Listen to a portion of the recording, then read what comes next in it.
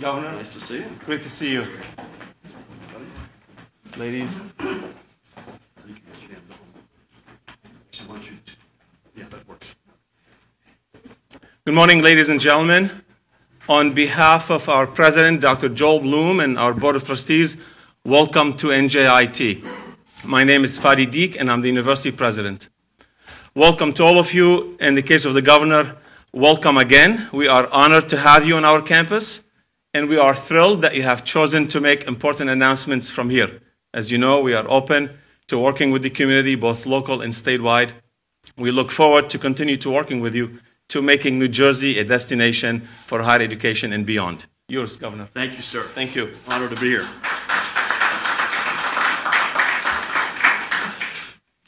What a treat to be back at NJIT. So thank you all, everybody, for being here. It is great to be back. Mr. Provost, thank you, Fadi, for your friendship and support. Please also give my friend Joel Bloom a shout out, who I know could not be with us today. This is where about 18 months ago, I laid out our vision for a stronger and fairer economy that would lift every New Jerseyan. This is an institution that has opened the doors to the middle class for countless graduates and their families. It is where our innovation economy takes root. And if anybody's visiting here for the first time or you haven't been hanging out, just go outside and look at the traffic up and down the main walkways. And if you want to see diversity in this state, it's right, it lives here at NJIT. It is always an honor to be here on campus, and I'm grateful to the administration again. Thank you, Fadi, for welcoming us today. We also launched way back when it was cold, dark, and lonely. My wife and I launched a think tank long before we ever thought about running for governor called New Start New Jersey, also here at NJIT. Throughout the campaign, when I was elected and again at our inauguration, I pledged and we pledged, and I say that because Sheila Oliver, as always, is alongside me in spirit as our rockin' lieutenant governor. We pledged that we would be a different type of administration. Instead of protecting an unworkable and untenable status quo, we would lead in new ways. More importantly, we would be joined by leaders who share in this desire to put our state on a new path. This commitment includes putting a leadership team on the field that mirrors our state in its diversity, its talent, and its capabilities.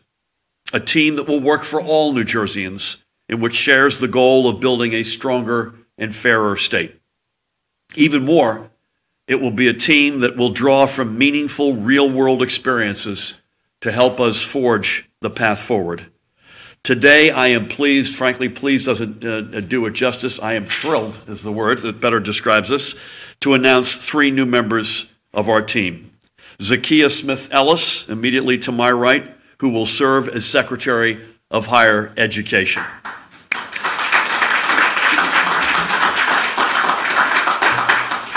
Sue Fulton, immediately to her right, our next chair and chief administrator of the Motor Vehicle Commission. Sue, well done. And to Sue's right, Deirdre Webster Cobb, who will serve as chair of the Civil Service Commission. With these 3 nominations, all of which, as always, are subject to Senate confirmation, we are making history. For the first time in New Jersey's 242 years, the majority of a governor's cabinet appointees will be female.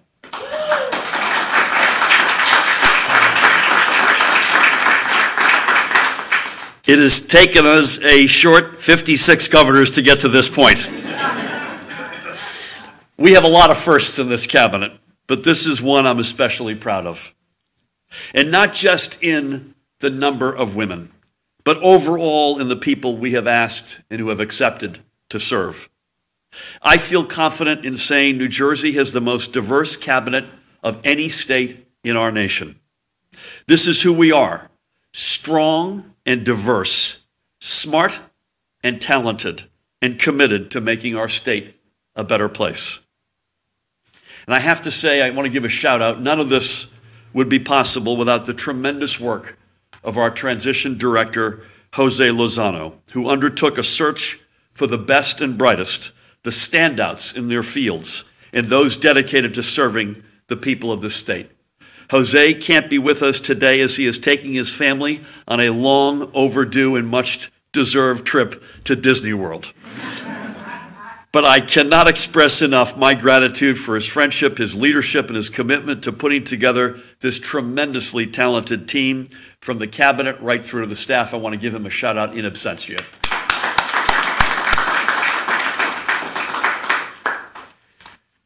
To serve as our next Secretary of Higher Education, I have asked Zakiya Smith Ellis to bring her expertise in higher education, policy, and college affordability to New Jersey.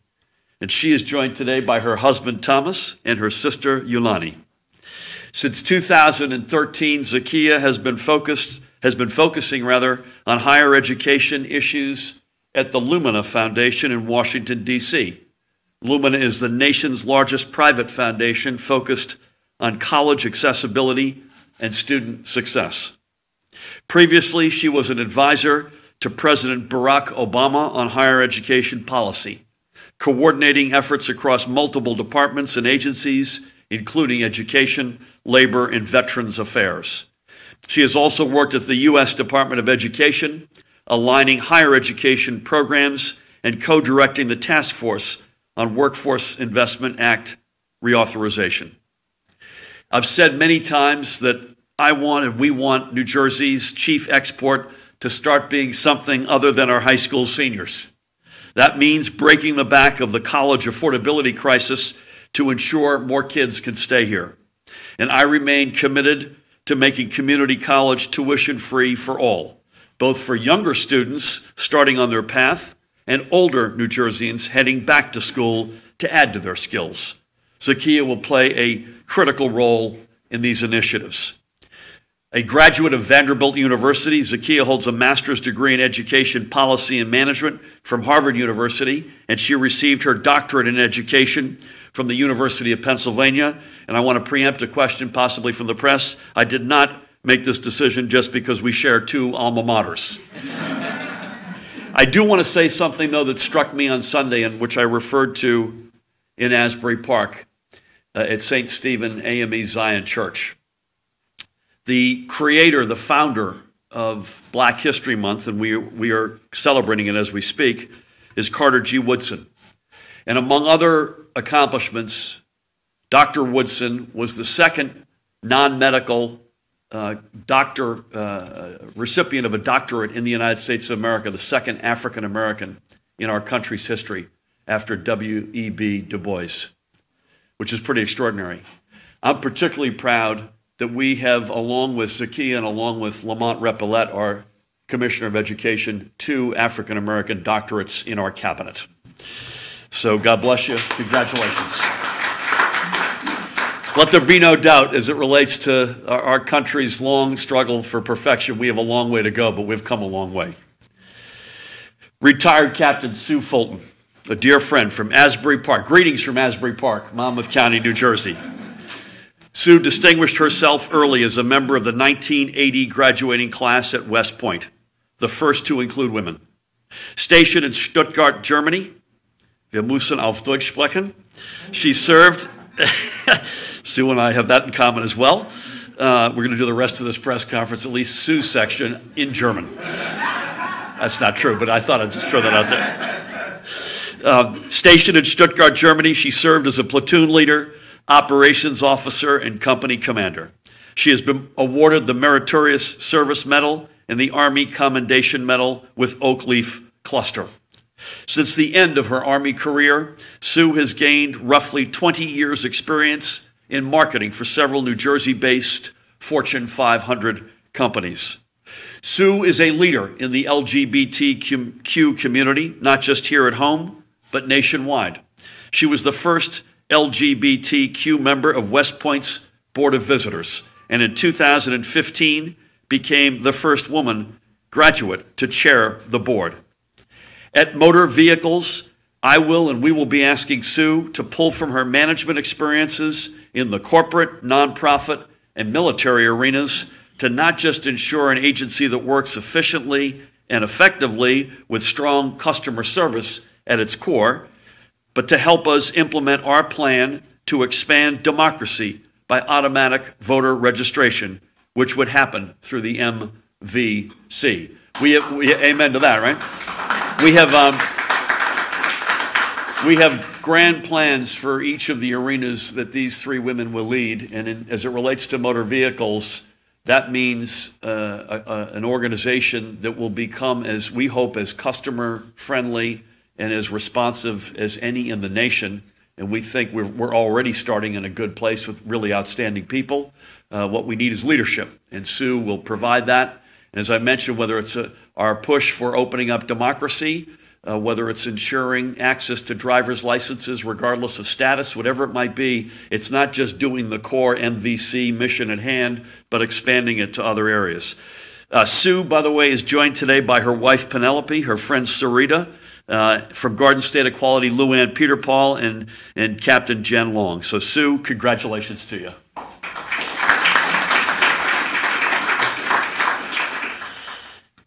Deirdre Webster Cobb from West Hampton, Burlington County, is a more than 25-year veteran of state service and has spent the past 6 years as the Equal Employment Opportunity and Affirmative Action Officer for the State Department of the Treasury. Prior to that, she was the department's Director of Contract Compliance and Special Assistant for Ethics Development. Her experiences in labor relations, ensuring proper hiring practices, and upholding the highest ethical standards are critical to writing an agency that, like so many over the past 8 years, veered away from its core responsibilities and became politicized. There's no other way to put that. We need to restore a civil service commission that works as an independent and unbiased voice in labor relations. And one of in the many areas that Deirdre and I bonded was the notion we got to get back to, just as we rely on umpires to call balls and strikes on a level playing field. And that's what we need to reclaim. From her first career stop as a governor's fellow, was that under Governor Kane? Yes.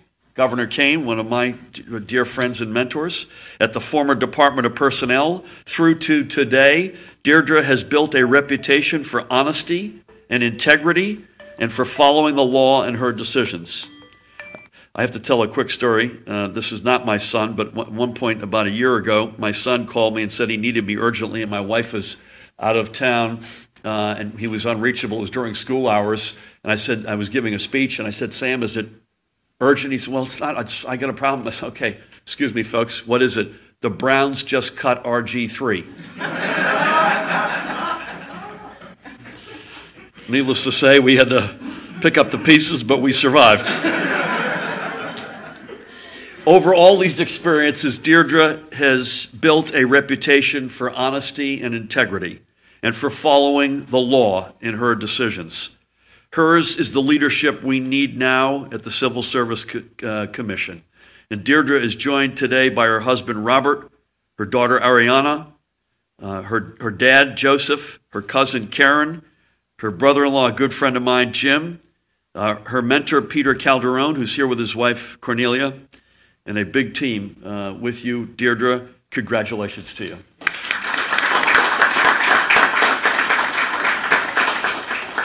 We all have a lot of work before us. New Jersey has been starved for visionary leadership for too long. The status quo has benefited only a few special interests, and that is no longer tolerable. Our administration is about breaking this grip and giving every New Jerseyan an equal chance to make it, with the skills to get a good job, the knowledge that they will get a fair shake, and a government that works for them, not against them. And this is why we're all here. And it's why I'm so proud to have Zakiya, Sue, and Deirdre join us. Thank you all so much. It is now my pleasure to invite each of them to come up and say a few words. And we're going to begin with Zakiya Smith Ellis. Come on down, Zakiya.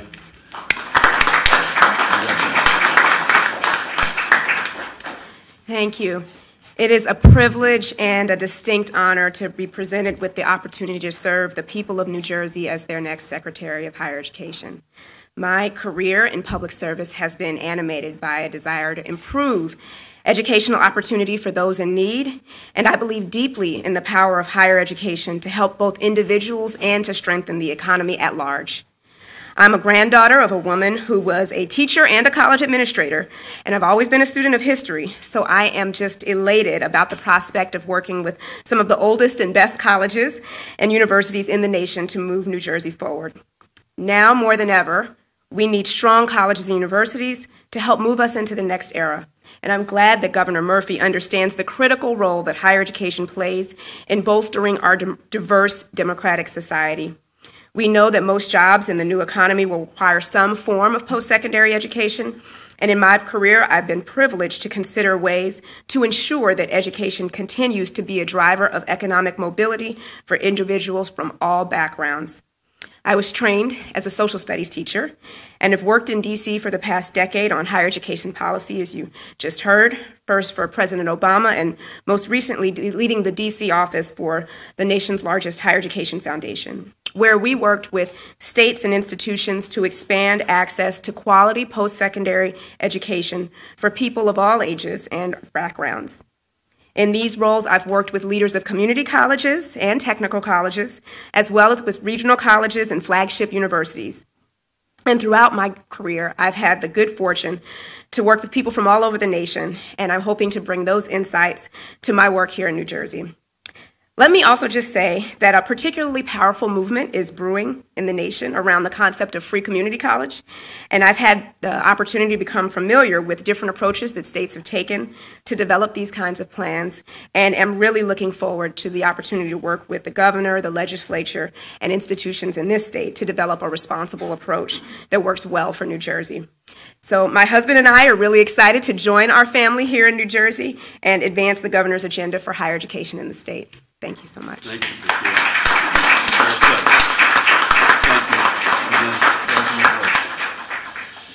I got to make sure I do my military protocol properly here. Captain Sue Fulton is up next. Come on down, Sue.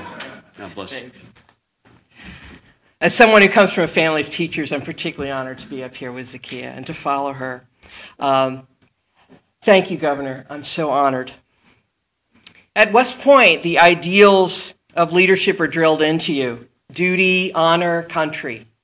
Respect, integrity, personal courage, selfless service. But I have to confess that West Point didn't really teach me leadership. My soldiers did. They showed me over and over that if I was honest and I had their backs, they would always get the job done. In the years when I had the singular privilege of commanding troops, the responsibility of caring for people in my charge was ingrained in my spirit. No one who's commanded soldiers ever really loses that sense of responsibility, the duty to make sure that others are supported, protected, and respected. It has stayed with me as I have advocated for women, for people of color, and for LGBTQ people serving in our armed forces. And I bring that sense of duty to the Motor Vehicle Commission, along with the valuable lessons I've learned in the private sector about listening to customers and making their lives better. Today, I can commit to you to keep the promise that we will do the job you expect of us, to make sure that our roads and highways are safe, to leverage the MVC to expand democracy in our state, to ensure that all New Jerseyans are treated with respect for their time and for their dignity when they come to our offices. We can make things better, and we will make things better. And if you'll permit me, I would like to brag about one thing, that I had the good sense to fall in love with and marry a shore girl. Penelope Dara Neeson, you are the best of us. I am thankful every day that you are by my side. Thank you to Garden State Equality and Sergeant Major Long, Lou Ann Peter Paul, for supporting the community and for supporting the state. Governor Murphy, I'm humbled by the trust you place in me. More than that, I'm humbled by the trust that the people of New Jersey place in me, and I promise to serve you all to the very best of my ability. Thank you. Thank you, sir. Great job. I have to consult my notes because I think I gave Jen Long a battlefield promotion in my remarks. Not many sergeant majors would consider captain promotion. Believe me. Exactly. Good point. Exactly. Deirdre Webster Cobb, come on down. God bless you. Good morning. I'm honored by the trust that Governor Murphy has bestowed on me by nominating me for this very important position. With the many issues facing our state civil service system, I understand that this was a very important decision for him to make, and I thank him for his confidence in me. This is a moment of personal and professional honor for me, but also of deep responsibility. I am confident that my extensive background in state government will enable me to successfully fulfill the responsibilities of Chief Executive Officer and Chair of the Civil Service Commission. As a career public servant who started in state government as a governor's fellow in the Department of Personnel during the time of civil service reform, I understand the issues that have faced the civil service system for the last 30 years, particularly with respect to the classification, the selection, and the placement processes. My goal is to implement Governor Murphy's agenda by working diligently to address these issues in cooperation with both labor and management, with a clear and an open mind. I am mindful that the purpose of a civil service system is to provide fair balance between managerial needs and employees' protections for the effective delivery of public services. Everyone should have fair opportunities in employment. Accordingly, I plan to undertake a thorough review of the current system to determine the needs, the areas that need improvement for the well-being of all government employees. We must develop a plan that will equip our managers with the flexibility necessary to manage their workforce and cost-effectively improve productivity, while restoring employee confidence in a system that rewards quality, merit, and productivity. Rest assured that I will tirelessly, for the Murphy administration and the citizens of New Jersey, work to make this happen. In closing, I want to thank my family for joining me here today, particularly my husband, Robert, and my daughter, Ariana. I would not have been able to pursue my career goals and aspirations without their unwavering support, encouragement, and yes, a lot of patience. I also want to thank my mentor, Peter Calderon, for seeing something in me 30 years ago that prompted him to take me under his wing right out of law school and mold me into the competent attorney and civil servant that I am today. I am eternally grateful to him. Finally, I repeat my sincere appreciation to Governor Murphy for giving me this opportunity. Thank you. Thank you, Deirdre. Well done. Well done.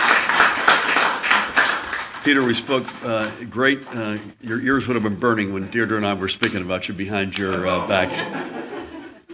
Maybe take a few questions. Is that okay? And then afterward, I'd love to be able to take a couple of pictures with just us and family members and all like that. Okay. Anybody have any questions? Hey, Brent. Have you done an actual count of like diversity? I know that, is there like a metric for that? Like I'll take your word for it. I don't carry it in my pocket, but our folks have researched this. Dan can follow up with you. We are 100% certain on the 242-year-old history of this state, and I'd say we're 99.99% certain in the diversity of our cabinet compared to other American states today. I'll leave it to Dan. Listen, I've said this, and it's a good question because in and of itself, it can't be the only objective, but it is one of the core objectives. We are the most diverse state by many measures in this country. In fact, by most measures. And I promised that we would put a team on the field, beginning with the senior-most members of that team, that would reflect that diversity. Be at least as diverse as the community. Frankly, we're evolving so rapidly. If you look at particular communities in our state that are exploding. So we promised to put a team on the field that was as at least diverse as the community of this great state. I believe we are the most diverse. I suspect it depends on how you define it, but I believe we are the most diverse cabinet in the nation. The state, are we the most diverse state in the nation?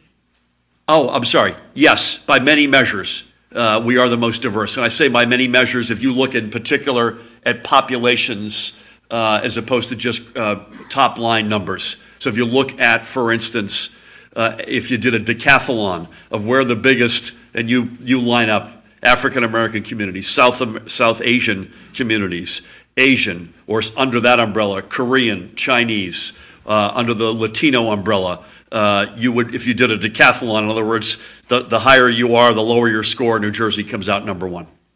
And it's the key, and which is why I wanted to give Jose a shout out, Michael, is that it isn't just diversity. You have to work hard and you have to be committed to the objectives of talent, experience, diversity, and as well as some other measures.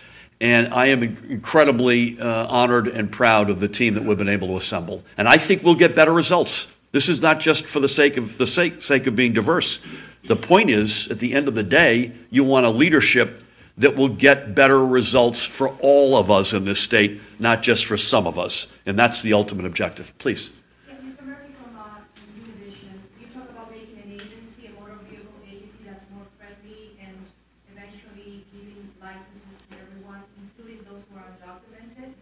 But that would have to be approved by the legislature. Yes. So tell us how you feel now that you're in office.